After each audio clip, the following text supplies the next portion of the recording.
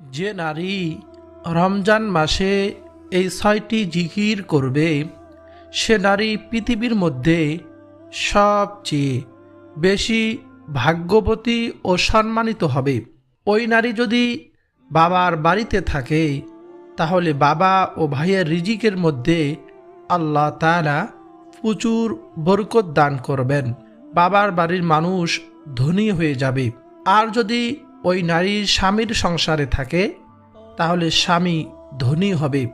স্বামীর অভাব অনটন আল্লাহ সুবহানাহু ওয়া তাআলা দূর করে দিবেন এবং গায়েব থেকে রিজিকের ব্যবস্থা করে দিবেন। ও প্রিয় মহিলা মা বোনেরা, অবশ্যই আপনারা এই ৬টি জিকির রমজান মাসের মধ্যে দিনে ও রাতে যে কোনো সময় করতে পারেন। যখনই সুযোগ পাবেন তখনই করবেন। উজু না থাকলেও সমস্যা নেই। রমজান মাসের মধ্যে এই ৬টি জিকির অবশ্যই করবেন। নবীজি সাল্লাল্লাহু আলাইহি ওয়াসাল্লাম এই ৬টি জিকির বেশি বেশি করতেন। আপনিও করবেন, আমিও করব।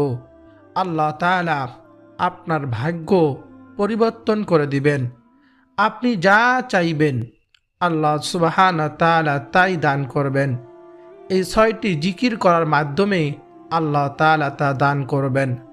যে কোনো দোয়া করবেন সেই দোয়াই কবুল হবে। আল্লাহ তাআলা আপনার মনের আশাগুলো পূরণ করে দিবেন। নবীজি সাল্লাল্লাহু আলাইহি ওয়াসাল্লাম পৃথিবীর শ্রেষ্ঠ ৬টি জিকির করতেন এবং আমাদেরকে করতে বলেছেন। যে মহিলা মা বোনেরা রমজান মাসেই এই ৬টি জিকির করবে আল্লাহ তাআলা তাদেরকে সবচেয়ে বেশি ভাগ্যবতী বানাবেন। আল্লাহ রাব্বুল আলামিন তাদের জীবনে বৃষ্টির মতো রহমত নাজিল করবেন। তাদের জীবনের অভাব অনটন দুঃখ কষ্ট বালা মুসিবত ও বিপদ আপদ দূর করে দিবেন। সেই নারী ও তার পরিবারের জন্য আল্লাহ তাআলা রহমত অবতীর্ণ হবে। সংসারে আর অভাব অনটন থাকবে না। সমস্ত রিজিকের বাধা আল্লাহ তাআলা কেটে দিবেন। তাই মনোযোগ সহকারে দেখতে হবে, শুনতে হবে কোন ৬টি জিকির আপনি রমজান মাসে পাঠ করবেন। রমজান খুবই একটি দামি মাস। অবহেলায় এই মাস কাটিয়ে দিবেন না। রমজান মাস পেয়েও যদি জীবনের গুনাহগুলো ক্ষমা করতে না পারেন, নবীজি বলেছেন সে ধ্বংস হয়ে যাবে।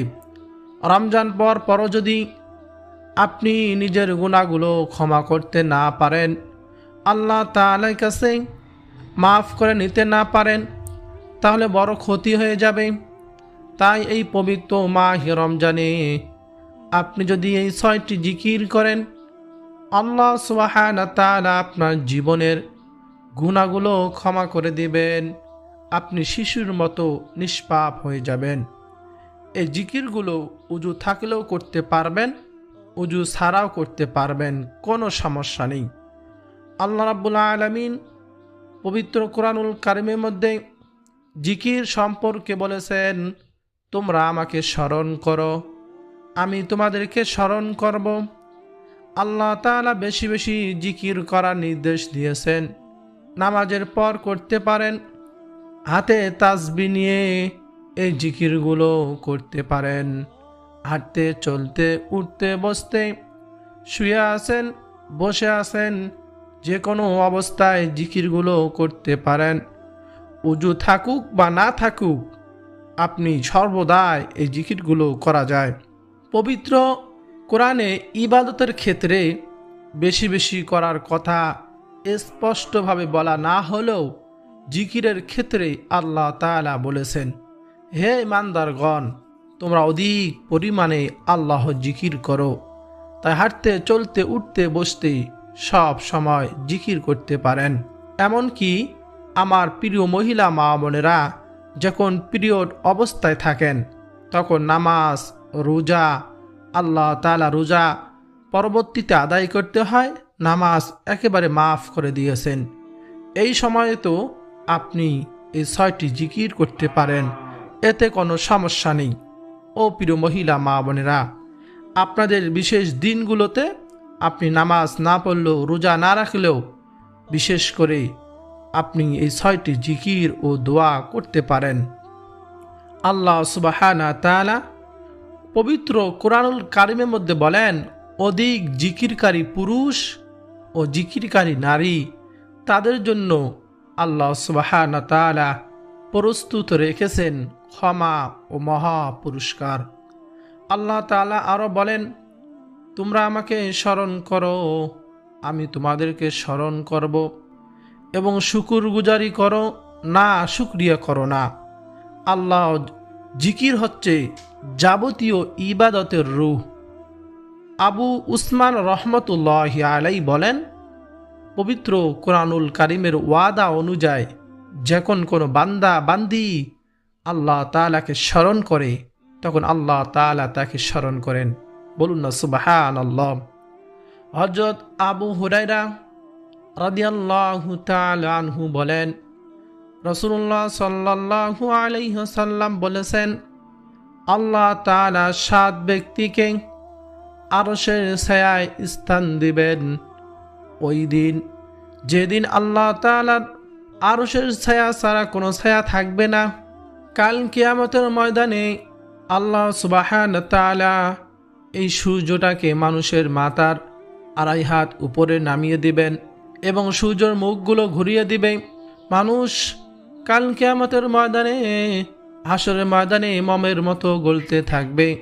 এরকম মানুষের মগজগুলো টকবক টকবক করতে থাকবে। এরকম মগজ গলে নাকের ছিদ্র দিয়ে, কানের ছিদ্র দিয়ে পড়তে থাকবে। এমন প্রচণ্ড গরম এবং তাপের কারণে মানুষ গলবে। আল্লাহ সুবহানাহু ওয়া তাআলার আরশে আজিমের ছায়া ছাড়া হাসরের ময়দানে কোথাও আর ছায়া থাকবে না। আল্লাহ তাআলা 7 ব্যক্তিকে আরশের নিচে ছায়া দিবেন। বলুন না সুবহানাল্লাহ। তার মধ্যে ওই ব্যক্তি যে একান্তে আল্লাহ তাআলাকে স্মরণ করেছে এবং তার চোখ থেকে অশ্রু প্রবাহিত হয়েছে। বলুন না সুবহানাল্লাহ।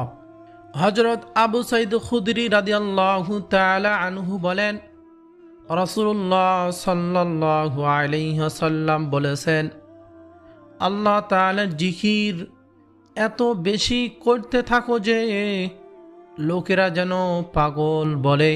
বলুন না সুবহানাল্লাহ।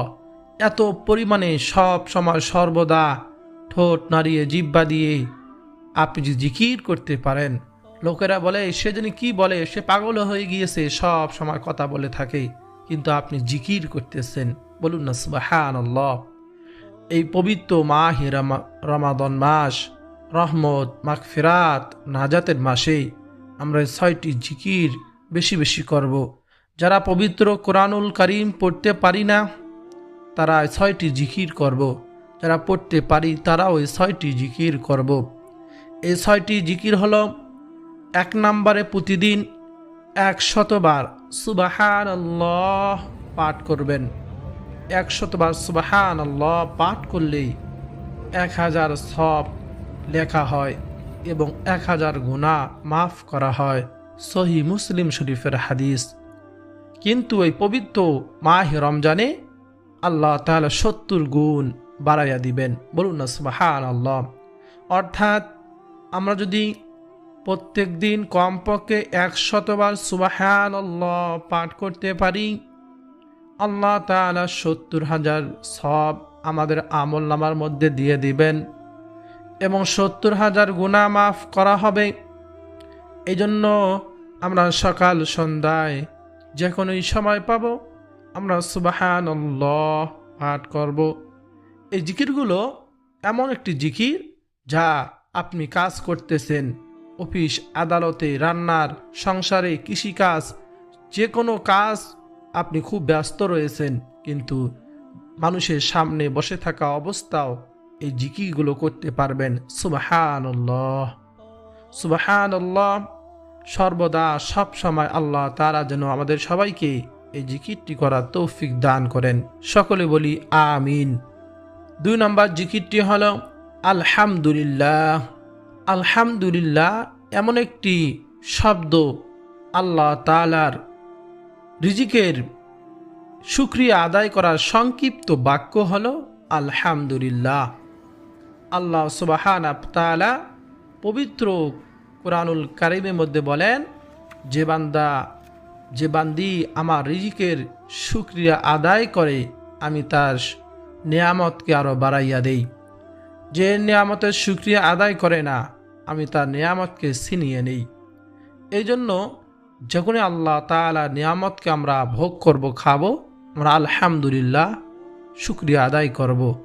দেখেন, আমরা যে এই চোখ দিয়ে দেখতেছি, প্রতিটি সেকেন্ডে নিঃশ্বাস নিতেছি, ফেলতেছি, কান দিয়ে শুনতেছি, আল্লাহ সুবহানাহু ওয়া তাআলা সুস্থ রেখেছেন।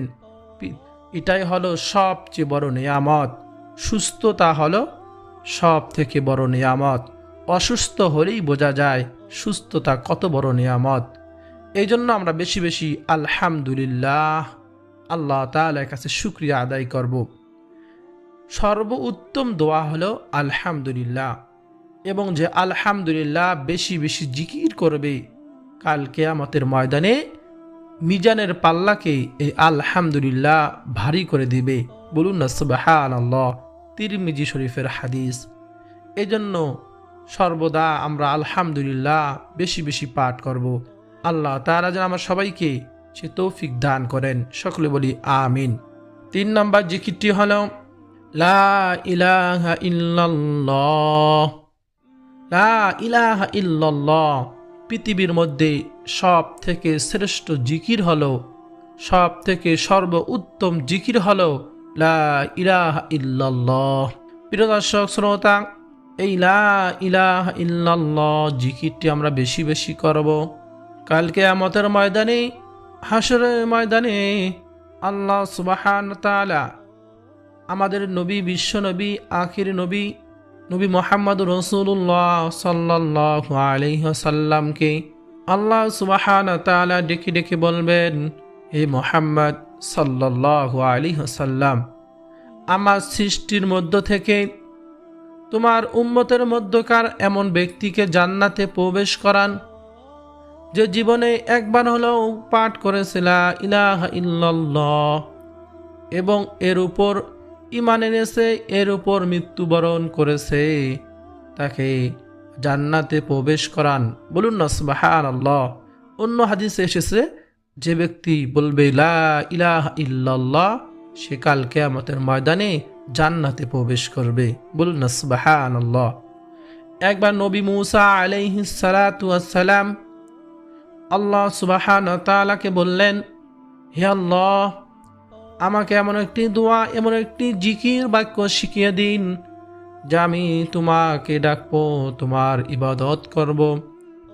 আল্লাহ তাআলা বললেন, হে নবী মূসা, তুমি বলো লা ইলাহা ইল্লাল্লাহ। নবী মূসা আলাইহিস সালাতু ওয়াস সালাম বললেন, হে আল্লাহ, লা ইলাহা ইল্লাল্লাহ, আল্লাহ ছাড়া কোনো ইলাহ নেই। এই বাক্যটি, এই জিকিরটি তো সকলেই পারে, তোমার সব বান্দাই জানে। আমি এমন একটি গোপন সিক্রেট শুধু আমার জন্য হবে, আমি তোমাকে ডাকবো, এমন একটি জিকির বা বাক্য আপনার কাছে চেয়েছি। আল্লাহ তাআলা বলেন, হে নবী মূসা, তুমি এই বাক্যটিকে, এই জিকিরটিকে ছোট মনে করিও না। শোনো, আমি ছাড়া 7 আসমান 7 জমিন, আমার সকল সৃষ্টিকুলকে যদি তুমি এক পাল্লা রেখে দাও, এই লা ইলাহা ইল্লাল্লাহ যদি অপর পাল্লায় রেখে দাও, এই লা ইলাহা ইল্লাল্লাহর পাল্লা ভারী হয়ে যাবে।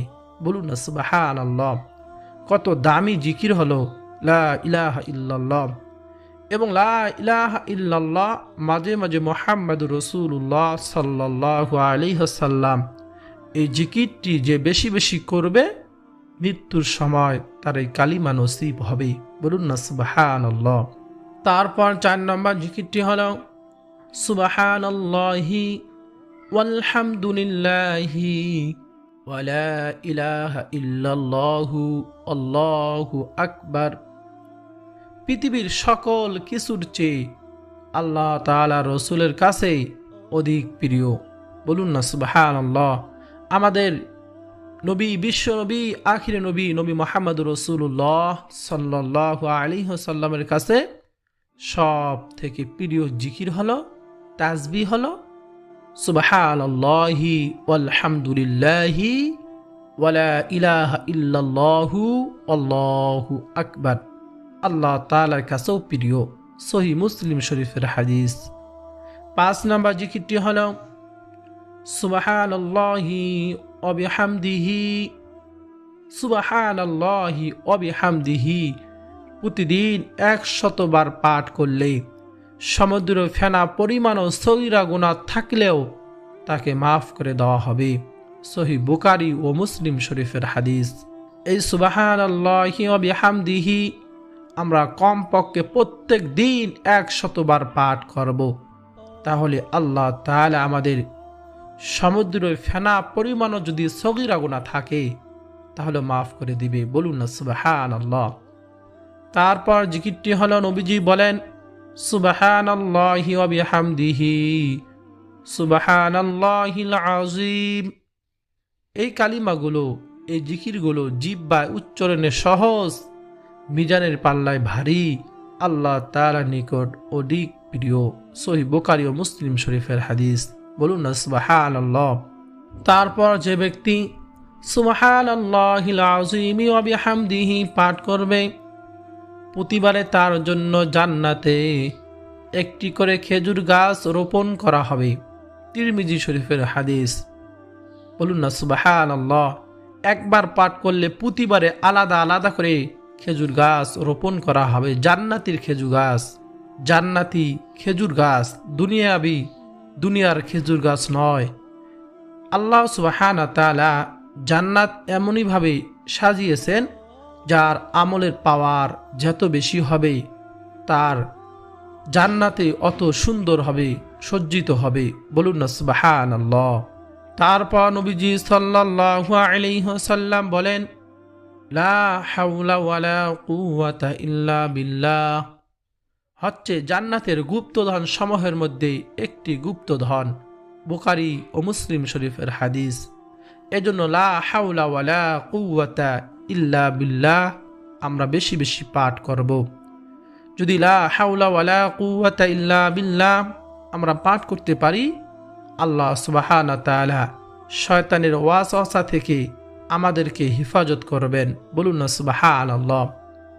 সর্বশেষ আমরা এই জিকিরটি পাঠ করব, তা হলো সুবহানাল্লাহি ওয়ালহামদুলিল্লাহি ওয়ালা ইলাহা ইল্লাল্লাহু আল্লাহু আকবার ওয়ালা হাওলা ওয়ালা কুওয়াতা ইল্লা বিল্লাহ।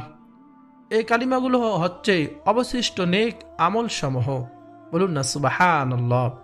আমরা নবীজি সাল্লাল্লাহু আলাইহি ওয়াসাল্লামের প্রতি দরুদ শরীফ পাঠ করব। যে কোনো আমল করি না কেন তার সঙ্গে অবশ্যই আমরা দরুদ শরীফ পাঠ করব।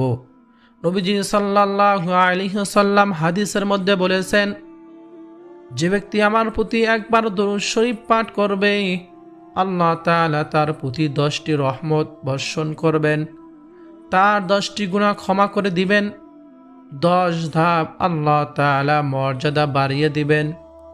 নবীজি আরো বলেন, যে ব্যক্তি আমার প্রতি সকালে 10 বার, বিকালে 10 বার দরুদ শরীফ পাঠ করবে আল্লাহ সুবহানাহু ওয়া তাআলা কাল কিয়ামতের ময়দানে নবীজি সাল্লাল্লাহু আলাইহি ওয়াসাল্লাম তাকে সুপারিশ করে জান্নাতে নিয়ে যাবেন। বলুন না সুবহানাল্লাহ।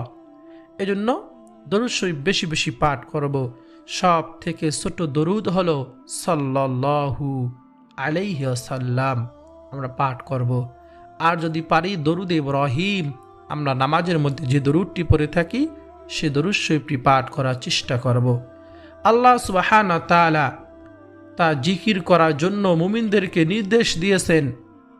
সূরা আহজাবের মধ্যে 41-42 নং আয়াতে আল্লাহ তাআলা বলেন, হে মুমিনগণ, তোমরা বেশি বেশি আল্লাহ জিকির করো এবং সকাল সন্ধ্যায় তার পবিত্রতা ঘোষণা করো। বলুন না সুবহানাল্লাহ। জিকির বেমুখ ব্যক্তি যে জিকির করে না তার পরিণতি খুবই ভয়াবহ। যে ব্যক্তি আমার স্মরণ বেমুখ থাকবে অবশ্যই তার জীবন যাপন হবে সংকুচিত, তাকে কিয়ামতের দিন উঠানো হবে অন্ধ করে। সূরা তহা আয়াত 124। জিকিরকারী এবং জিকির থেকে বিমুখ এমন ব্যক্তির পার্থক্য বুঝাতে নবীজি বলেছেন, যারা আল্লাহ তাআলা জিকির করে এবং যারা করে না তাদের দৃষ্টান্ত হলো জীবিত ও মৃত ব্যক্তির মতো। সহিহ বুখারী শরীফের হাদিস। অর্থাৎ যে ব্যক্তি জিকির করবে সে ব্যক্তি হলো জীবিত মানুষের মতো, আর যে ব্যক্তি জিকির করে না সে ব্যক্তি হলো মৃত মানুষের মতো। প্রিয় দর্শক শ্রোতা, এদিন অবশ্যই আমরা বেশি বেশি জিকির করব। আমাদের কলবকে পরিষ্কার পরিচ্ছন্ন পরিষ্কার করার জন্য, পবিত্র করার জন্য বেশি বেশি জিকির করব। আমরা কোরআন শরীফ পড়তে পারি না, মাহে রমজান কোরআন নাজিলের মাস, আমরা বেশি বেশি জিকির করব। নবীজি সাল্লাল্লাহু আলাইহি ওয়াসাল্লাম বলেছেন, যে ব্যক্তি রমজান মাস পেল, নিজের জীবনের গুনাহগুলো ক্ষমা করতে পারল না, মাফ করতে পারল না, সে ব্যক্তি ধ্বংস হয়ে যাক। আমরা ধ্বংস হতে চাই না। আমরা সর্বদা আল্লাহ তাআলা জিকির করব, ইবাদত করে আল্লাহ তাআলার কাছে দোয়া করব। আল্লাহ তাআলা যেন আমাদের সকলের তামাম জিন্দেগির গুনাহগুলো মাফ করে দেন। সকলে বলি আমিন। এবং বেশি বেশি আল্লাহ তাআলার হুকুম, জিকির, নবীজির সুন্নত অনুযায়ী জীবন যাপন করার তৌফিক দান করেন। সকলে বলি আমিন। প্রিয় মহিলা মা বোনেরা, দর্শক শ্রোতা, ভিডিওটি যদি আপনার কাছে ভালো লাগে অবশ্যই লাইক করবেন, কমেন্টে আমিন লিখবেন, দেখে আমার দোয়ার সঙ্গে শরিক থাকবেন। চ্যানেলটি সাবস্ক্রাইব করে পাশে থাকা বেল বাটনটি অন করে রাখবেন। ভিডিওটি শেয়ার করে দিবেন যাতে সকলে শিখতে পারে, আমল করতে পারে। আল্লাহ তাআলা আমাদের সবাইকে সেই তৌফিক দান করুন। আমিন।